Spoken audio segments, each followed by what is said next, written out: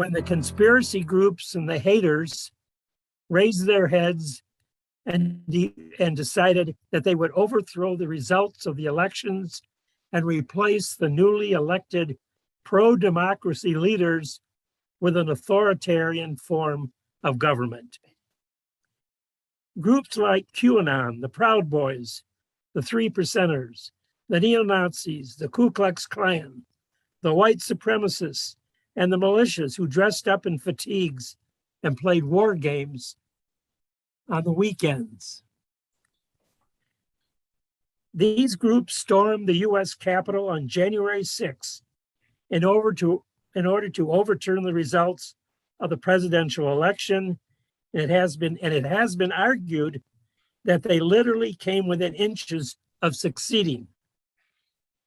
And since that day, the Republican-controlled state legislatures in many states have been in the process of enacting laws to suppress the votes or stop the voting of large numbers of people altogether.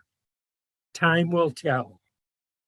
The ACLU, that is the Civil Liberties Union, nonpartisan organization committed to protecting freedom, liberty, equality, and justice for all persons.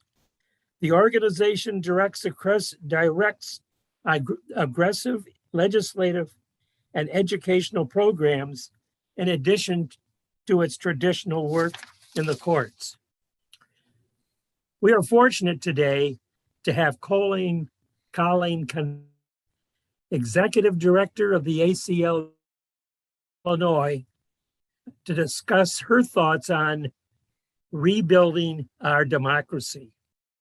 Colleen joined the staff of the ACLU of Illinois in 1984 after attending North Dakota State University and graduating from the Iowa Law School.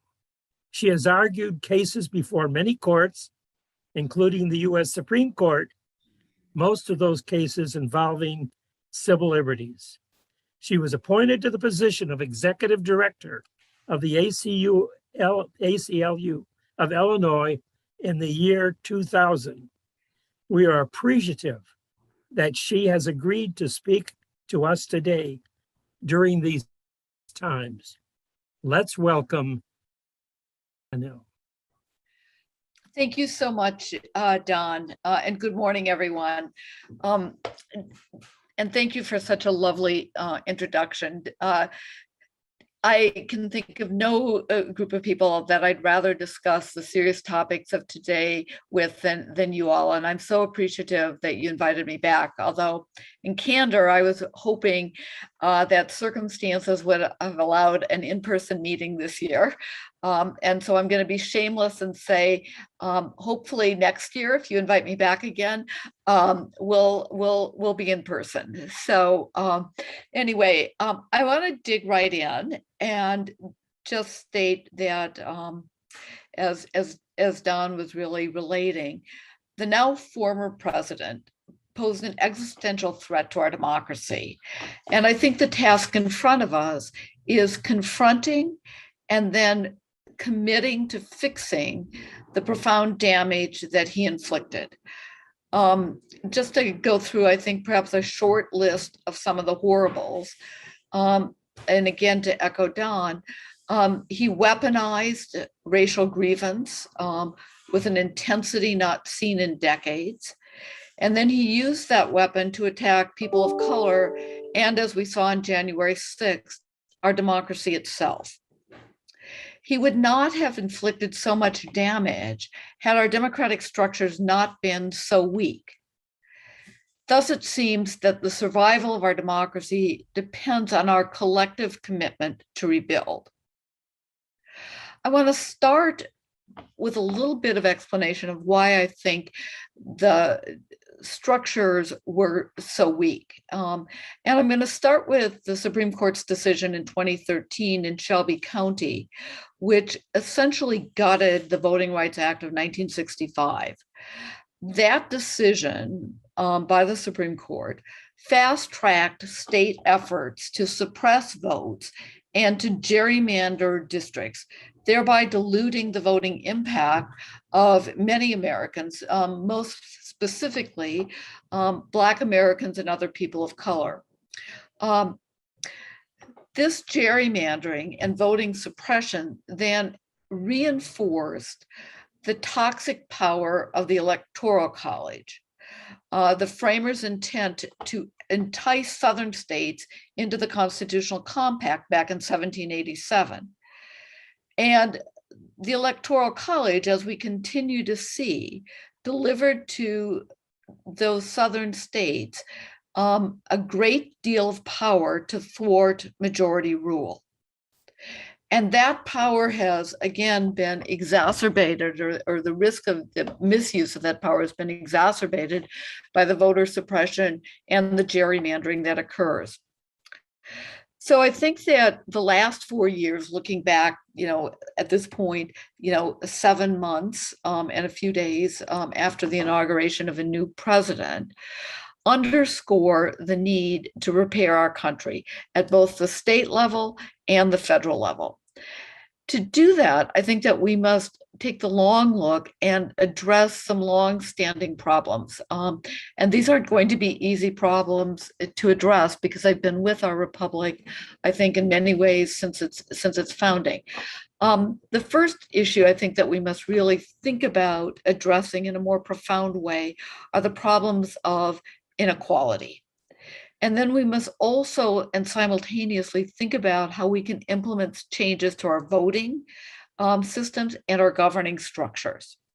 So before we sort of take that deeper dive into what we need to think about to address our longstanding issues, I want to briefly update you on some of the ACLU's recent advocacy and highlight some important developments in Illinois and in Congress, because I always like to deliver, I think, a little bit of good news. And then I'd like to, after we do a deeper dive into voting rights protection, election protection, I'd like to engage you in a discussion of how we restore civic virtue.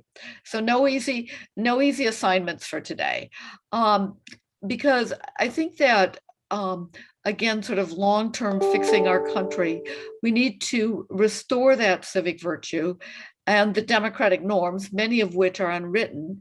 But those norms were so important because they helped steer previous presidents from trying to coerce foreign leaders to investigate political opponents of the president, or former presidents from using the Department of Justice as a political tool. And so I want you to listen to me with half an ear or one ear, and then be thinking about the conversation that will follow with us about how we really collectively and individually recommit to restoring our democracy, because I think that at the end of the day, it really is up to us to prevent another January 6th from happening. So if that works for all of you, I'm going to dig in and start with just a brief discussion of racial justice and equity. I'm going to start by saying, in some ways the obvious, which is that the pandemic has exacerbated the wealth gap in this country between people of color and white Americans. And so one of the first things I think that we really need to do is urge Congress to pass House Resolution 40. That resolution requires an assessment of the continuing impact of enslavement of Black Americans, so that we can think about how we begin repairing that injustice. Because clearly the 13th, 14th, and 15th Amendments were a down payment and a start, but are nowhere near enough to rectify, at this point, centuries of inequality and injustice. And so that important step must be paired with action in the many parts of our society that have been infected with racism. And I'm going to start by saying we have to continue to prioritize reforming our policing and criminal legal systems, which, as I'm sure all of you have seen, particularly over the last 14 months after the killing of George Floyd, do target Black people and other people of color. We saw that just again late last week when the Department of Justice released a report that said that there were more police killings of Americans during the pandemic year than ever before in our history. And those killings disproportionately killed Americans of color. And so I think that we have to really prioritize what we're doing in policing and our criminal legal system reform. And so here's just a quick bit of good news. In January, Illinois took an important step in that direction. We enacted major policing and criminal legal system reforms that were championed by the Black Caucus in the Illinois General Assembly. That momentum for reform continued during the spring session, where the General Assembly considered, but did not quite get over the finish line, some important additional reform measures that would first hold police accountable when they violate constitutional rights of others, that would second, limit the use of police force against civilians. And third, and perhaps most importantly, treat drug use as a public health issue, not a felony. And I think that really in some ways coincides with what we've all seen in terms of coverage over the last year plus of the abuse of opioids and how the opioid addiction has really ravaged much of America.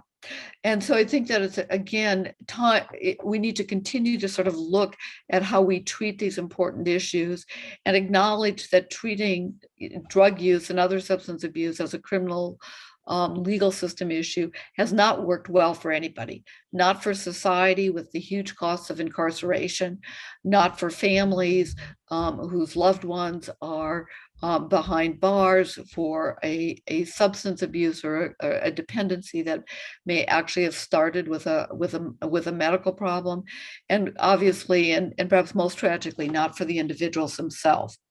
So I'm just going to say, I'm going to come back to many of you. You'll get emails from me saying that when we go into the veto session of the General Assembly or the spring session of 2022, we're going to be encouraging the General Assembly to pass some additional reforms. We must also continue to focus on our broken immigration system. And again, this is a problem that has been decades in the making, and another problem that's been exacerbated by the extraordinary costs of the pandemic. Certainly, President Biden took an important first step in ending the Muslim ban, but we must continue to urge Congress to pass comprehensive legislation for immigration reform, starting with really addressing a group of people who we know colloquially as the Dreamers, children who were brought to this country as infants in some instances or as young people, and who have known no country other than the United States, but do not have any of the protections of citizenship. And this is where I'm going to applaud our state senior senator, Senator Durbin, who has really been a leader in trying to strive not just for immigration reform, but to really provide a legal fix for the uncertain status of the Dreamers.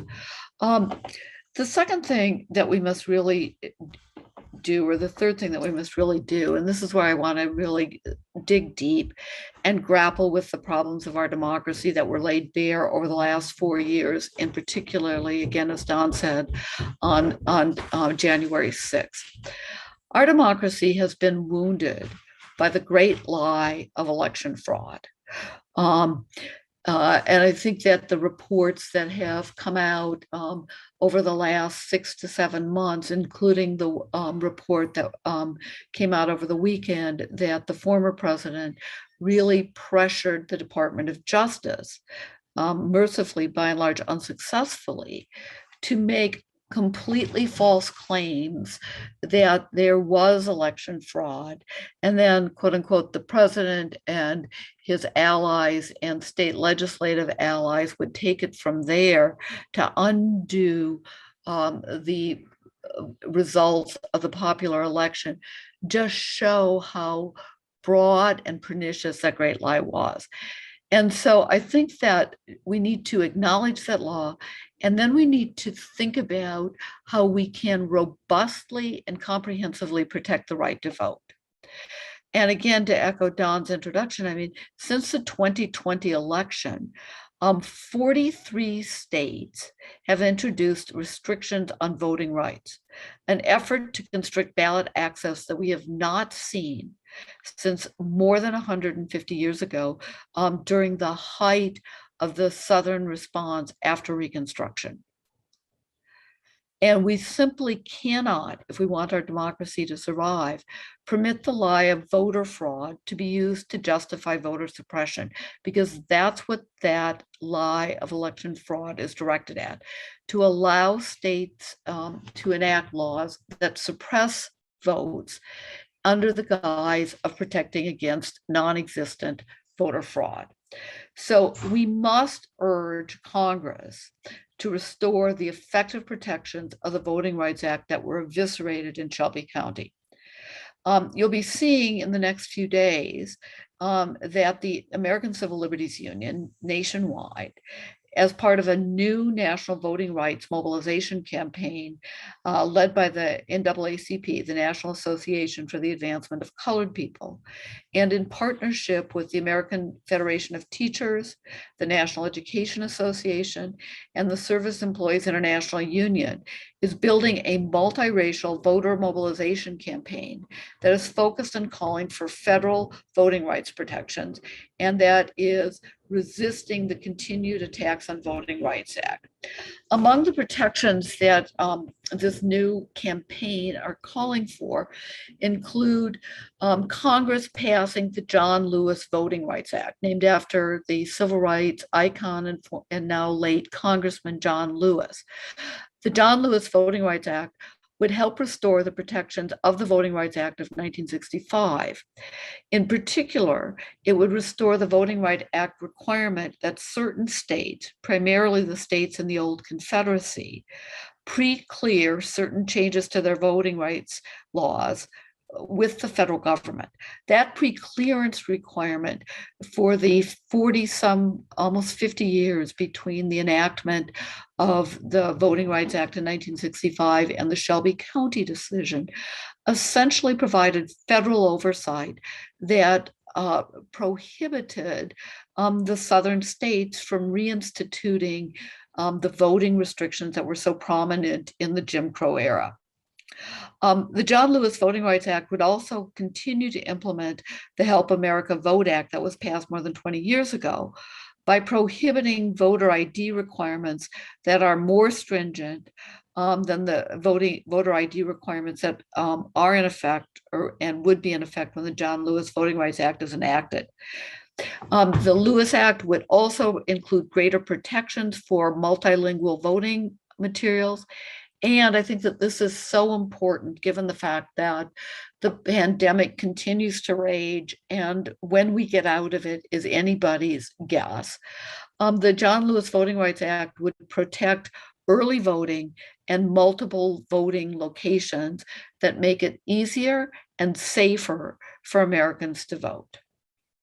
The second focal point of this new coalition of the ACLU and the NAACP and so many of the educational associations is a bill that's called For the People Act. That act would also protect voting rights and would change campaign finance laws in an effort to reduce the influence of dark money in politics. It would also place restrictions on partisan gerrymandering and would create new ethics rules for federal office holders. An attempt, really quite frankly, with that latter change to enact into law the norms, many of which were unwritten, that had really prevented the kind of abuses that were rampant during the Trump years. So that's a lot of things to, sort of quickly process. But just to sum up, these two bills, at a minimum, would enact federal legislation that would protect automatic voter registration, protect early voting and multiple voting locations, provide for a universal vote by mail, provide for online voter registration, and would provide some additional protections for cybersecurity. Oh, so important. So when we get those ambitious objectives through Congress, and that's not going to be an easy lift for all the reasons that all of you are familiar with, starting with the filibuster challenge. I think that we also really must grapple in this country with the Electoral College and the many ways it distorts our democracy. Again, just a snapshot of recent history. The Electoral College prevented the winner of the popular vote from being inaugurated as president in 2 out of the last 5 elections. That's a huge, huge, huge imposition on our democracy. It essentially, basically allows for a minority of the voters to really impose their will on the majority of voters who had chosen another candidate. And so leaving the Electoral College as it is incentivizes, I believe, the mischief we saw after the 2020 election, where the former president tried to erase the lawfully cast ballots of Americans in hopes of expunging enough votes in battleground states to eke out an Electoral College victory, despite a nationwide deficit of more than 7 million votes. Now, I'm a realist as well as an idealist, and it is unlikely, to state the obvious, that we can overcome, at least in the short term, the formidable obstacles to amending the Constitution. So we must find other tools to neutralize the anti-democratic impact of the Electoral College. At a minimum, I think we must grant statehood to the District of Columbia, adding 3 more Electoral College votes. And I say that being from one of the small states in terms of population, North Dakota, that has fewer people living in the entire state than live in the District of Columbia.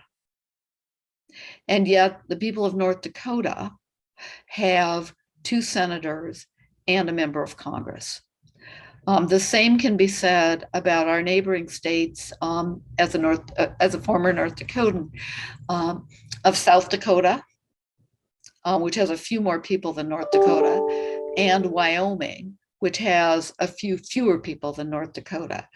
All of those states have fewer people, I believe, than the District of Columbia, and yet, all of them have 3 members in their congressional delegation. So how do we do this? How do we really think about this?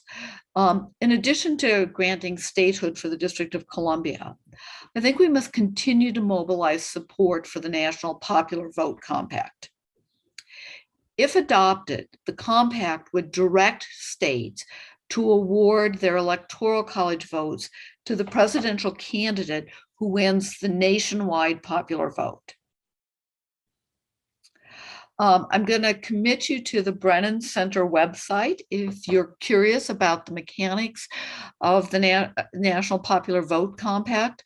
I think it's a very creative and helpful approach to the problem of having 2 of the popular elected candidates not be inaugurated as president in the last 5 elections, nationwide elections.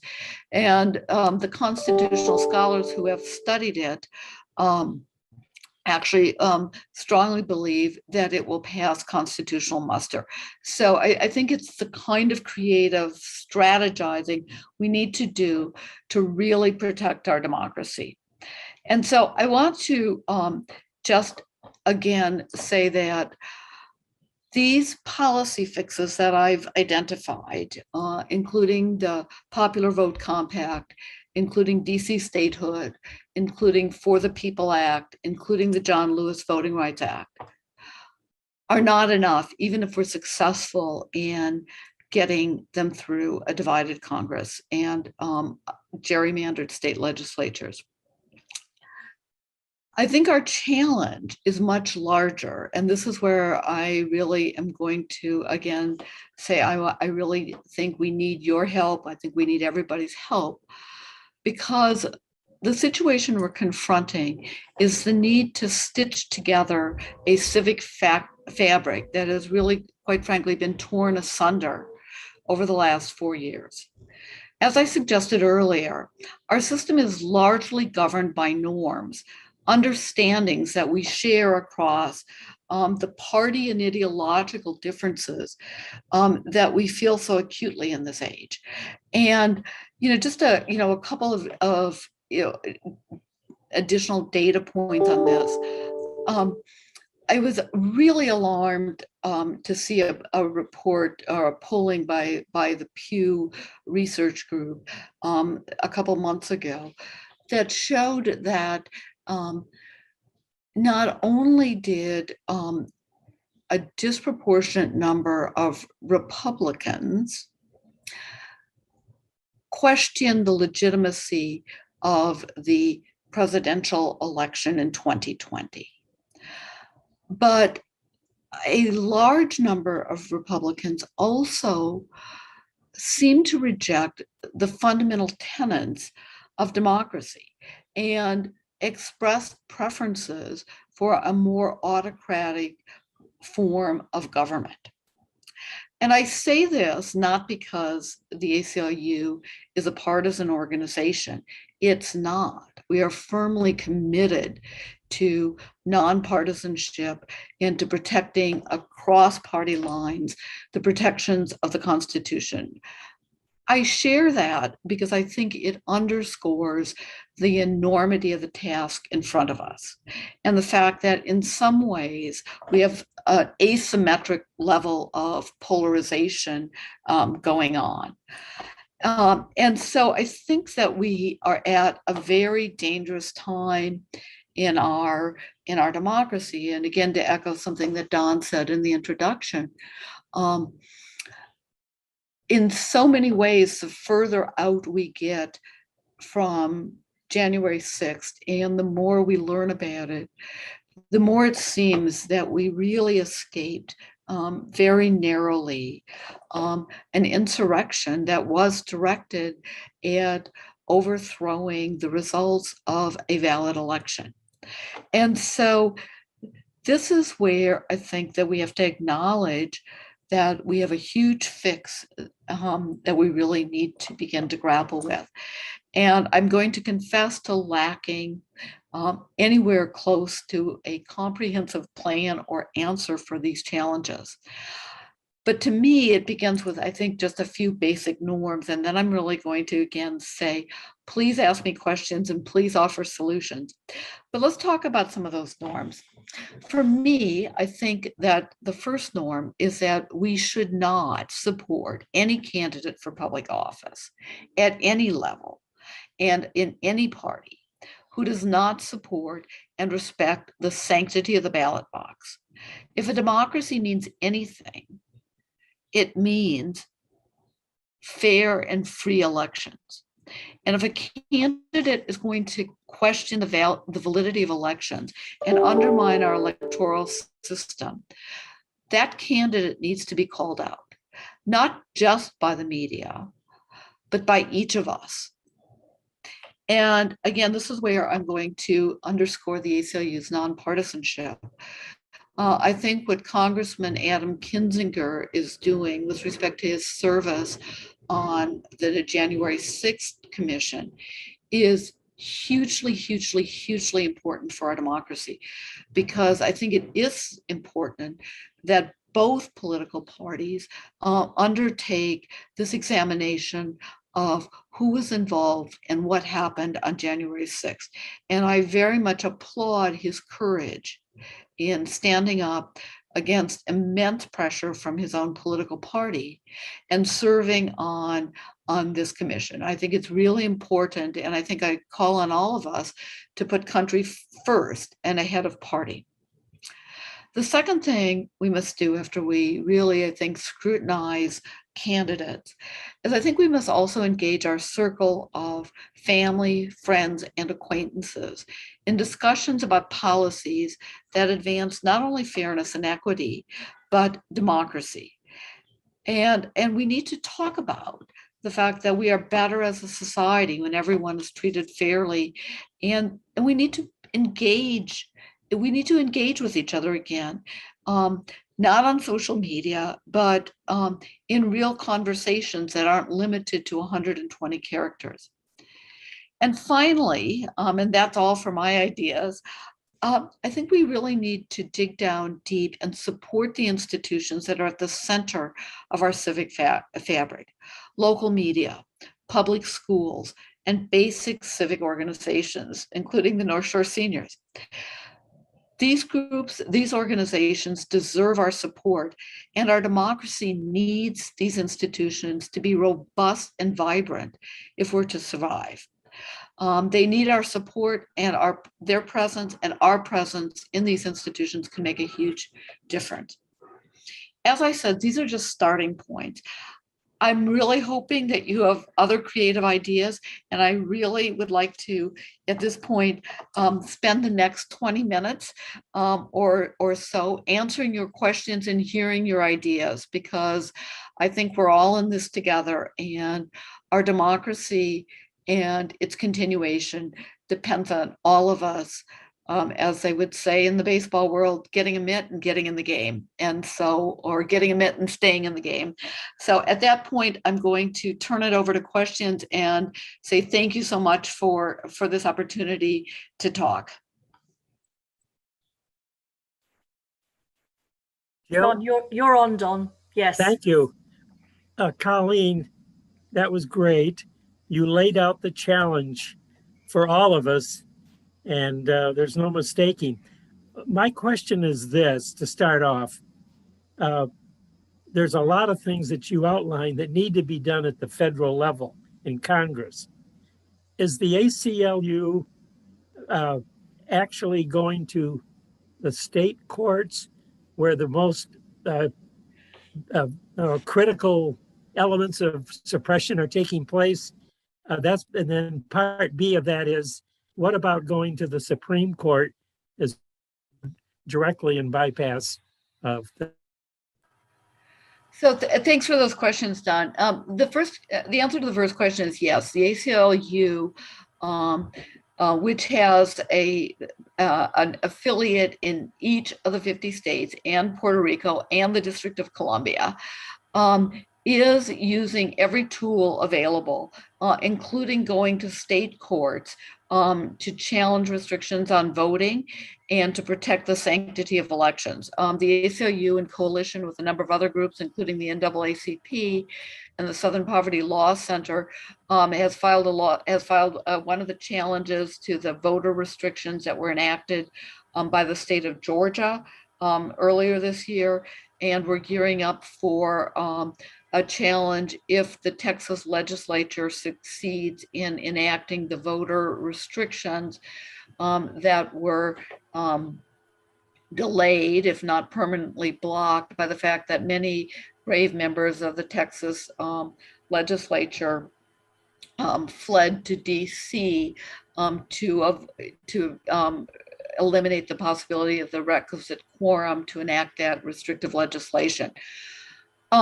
And we are also, and I think it's really important to talk about this, again, the important part of incorporating citizen action. The ACLU is increasingly active in state legislatures across the country, not just here in Illinois, but really, quite frankly, across the country. And we're not always succeeding because of the kind of gerrymandering that I mentioned earlier in my talk. But I think that we are doing a really effective job of pressing the issue and getting publicity on the issue, because at the end of the day, quite frankly, I strongly believe that there are more of us who believe in the sanctity of the rule of law and the importance of the constitutional guarantees of equality and fairness than there are of people who, really want to suppress the votes and to, have a more autocratic, anti-democratic form of government, democratic with a small d, not democratic with a large d. And so I think it's really important that each of us operationalize our family and friend network, particularly if they live outside of Illinois and in one of those states that are seeing the kind of challenges to voting rights laws, and really get people to turn out and write their legislators. The second question is a harder question to answer quite as enthusiastically, Don. Yes, the ACLU is continuing to press our cases in front of the federal courts with some success. But this is where, and I will just say, toot the ACLU's horn just a little bit. The ACLU has filed and litigated more voting rights cases than any other organization, except for the Department of Justice's voting rights section. But we've had mixed success in the federal courts, particularly after the Supreme Court's decision in Shelby County that I mentioned in my case. And this is where, again, the importance of congressional action to restore in a more targeted way the protections of the Voting Rights Act that were minimized by the Supreme Court's Shelby County decision is really important. And again, this is where I think citizen action is really important. I think that it's critically important that each of us communicate not just to our members of the House, but also to both Senator Duckworth and Senator Durbin, the importance of these reforms. I know that both Duckworth and Durbin are going to vote for them. My guess is that many of you are either in Jan Schakowsky's congressional district, Brad Schneider's congressional district, or Rajna Krishnamurthy's congressional district, all three of whom have committed to vote to support these pieces of legislation. But again, just sort of civics 101, I think it's really important that they hear from us, not just when they're doing things we disapprove of, but when they're doing things that we approve of, because the other side on these issues really is very vocal in doing this. So again, despite my harsh words for the Electoral College, I think in some ways the framers got a lot right and did create a constitutional system of government that has checks and balances and that allow citizens to really pursue one avenue when a different avenue is blocked, at least temporarily. And so I think we've just got to keep the pressure on. Thank you. Thanks then. I see Jay's got his hand up, but Carol Friedlander has had her hand up all the way through. So I'm just asking her to unmute in case she has a question, but she doesn't look as though she's there. So over to Jay, and then I'll read off the questions in chat. I think what you presented was wonderful, and certainly what we should be doing. I'm very concerned that many of these things will never get through the Senate as long as Mitch McConnell is the leader, and they have enough votes that they can stop much of this. The other problem is that I'm afraid, it breaks my heart many times, but sometimes Democrats don't vote. They don't turn out the way they should. And I don't understand that, and I never will understand that. You mentioned that Brennan website. What is that website? So the Brennan Center is affiliated with New York University, and the Brennan Center is devoted to, in some ways, compiling a lot of information about voting rights and protection of the right to vote. And they've got a very nice section on like I said, the interstate voter compact, or the electoral college voter compact. And so I can, if it's okay with Jill, I can forward some of those websites, and Jill can distribute that. Does that work for people? That's fine. Okay, Yeah, I that's can wonderful. forward it to everyone on the roster if that's helpful. great. So Definitely. I will do that after today's program, and send it out. So that would be. I've got many other questions, but I don't want to take up the time. I want to give other people an opportunity. Oh, thanks. Thank you, Colleen. I see Carol is unmuted now. So Carol, I saw your hand up quite early on. So yes, it over was to a you. mistake, but I do have a question now. I realize the importance of getting Washington, D.C. To be a state, you know, because of the extra Democratic senators and members of Congress. But how can you convince the senators and the other people to do it? So good question, Carol. And in some ways it echoes Jay's concerns about the roadblock that is in Congress. And again, there are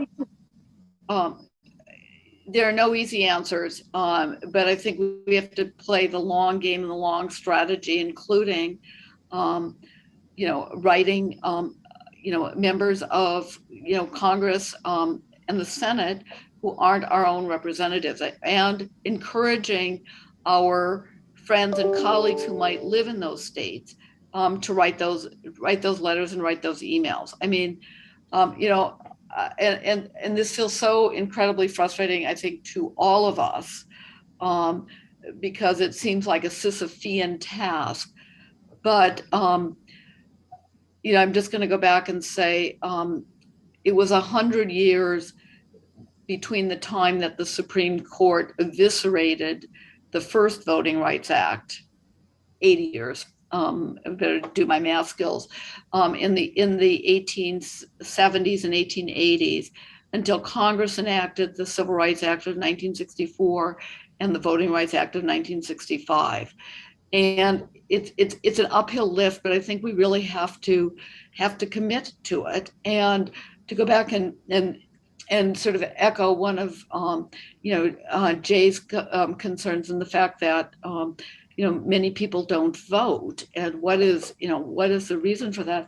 This is where I think that the good news, for example, of the 2020 election, in addition to the results, is huge voting turnout, bigger voting turnout than ever before, including by young people who unfortunately do not have the same level of turnout by and large as people in our generations.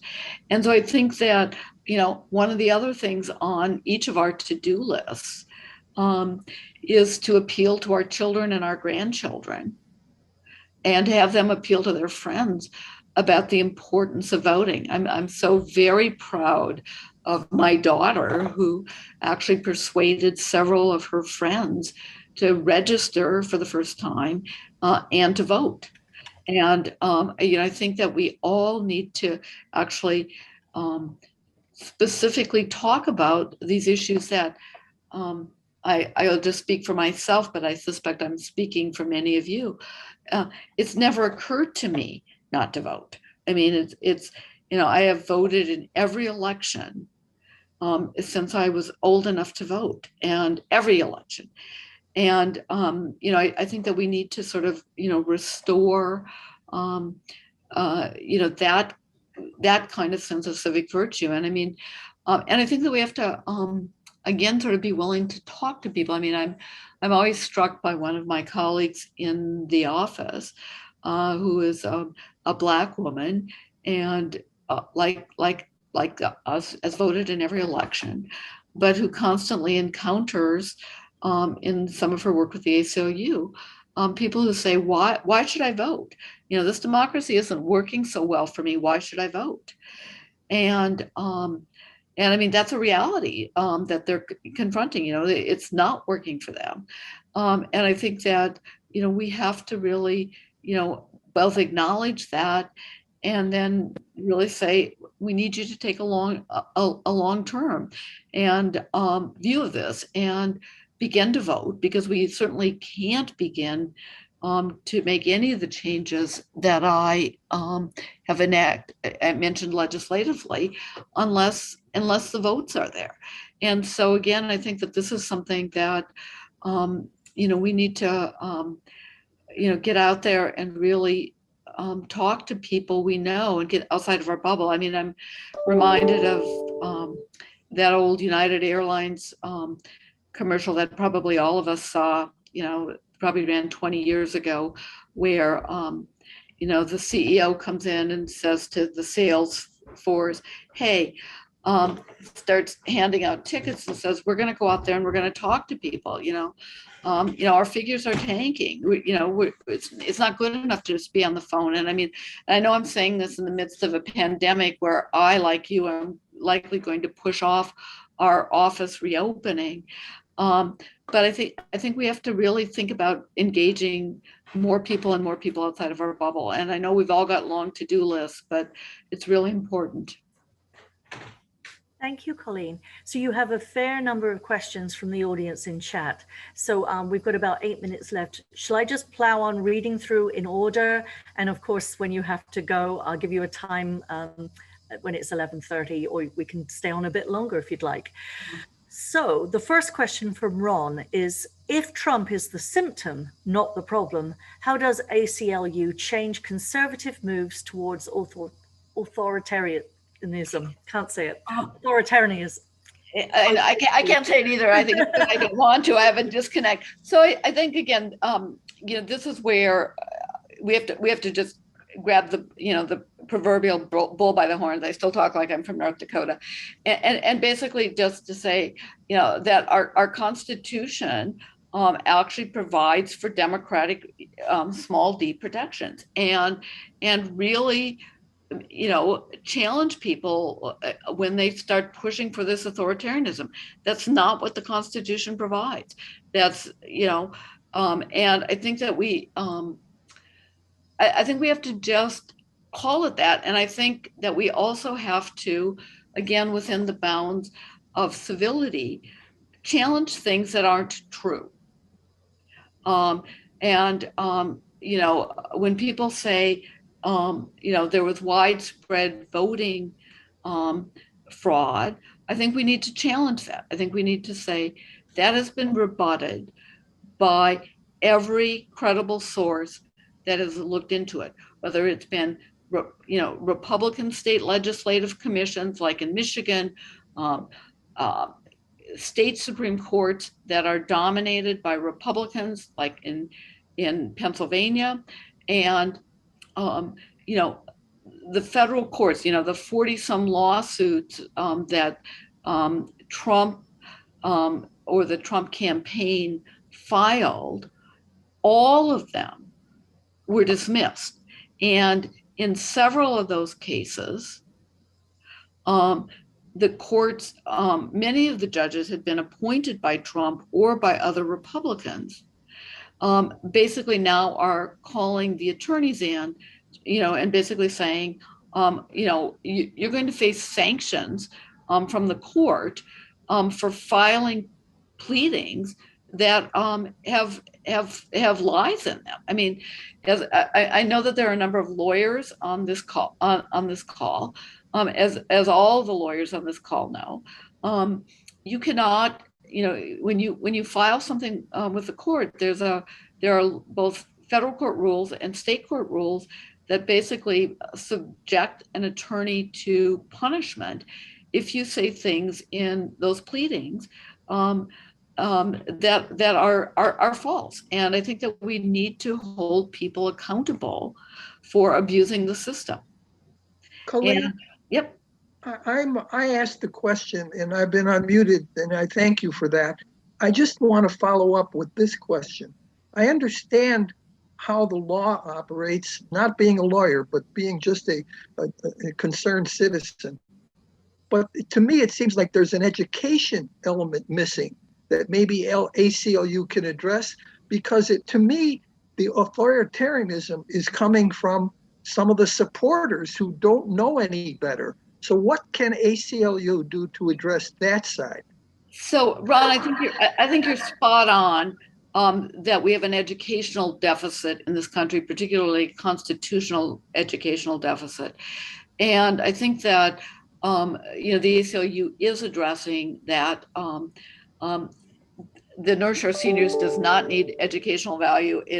But I think that one of the reasons that I and my colleagues, both here in Illinois and across the country, devote a great deal of our time to public education activities is because of that educational deficit.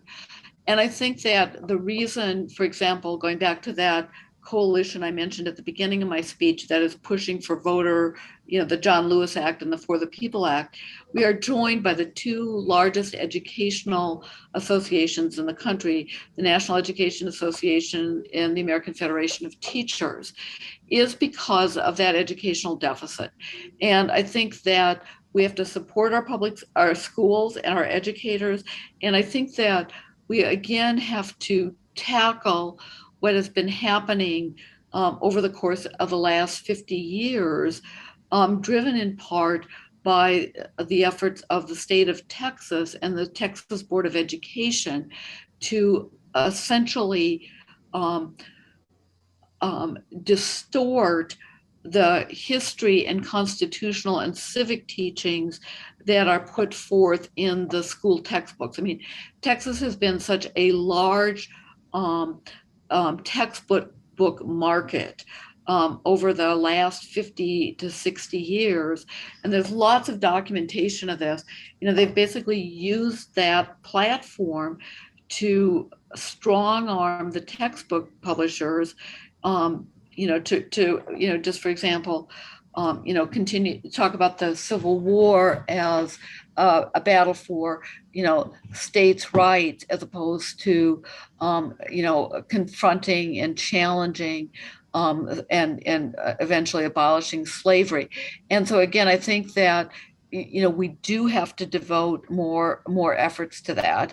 And again, I'm going to say, some of our state and local representatives are very attuned to this issue, and could use our support in basically trying to figure out a way to apply some of that counter pressure. Thank you. Can I just very briefly, and I know I'm running out of time, Bob's got a question about disproportionate police response and mass shootings. And so, Bob, the first thing I'm going to say is that this is, as you absolutely get right, a very complicated issue, which is why I didn't say we should abolish or eliminate the policing. There is lots of data out there, for example, and much of it comes from the Department of Justice on the disproportionate nature of, for example, police violence. Of the roughly 1,100 to 1,200 killings each year by police, a majority of the people killed are men of color, and despite the fact that they are, I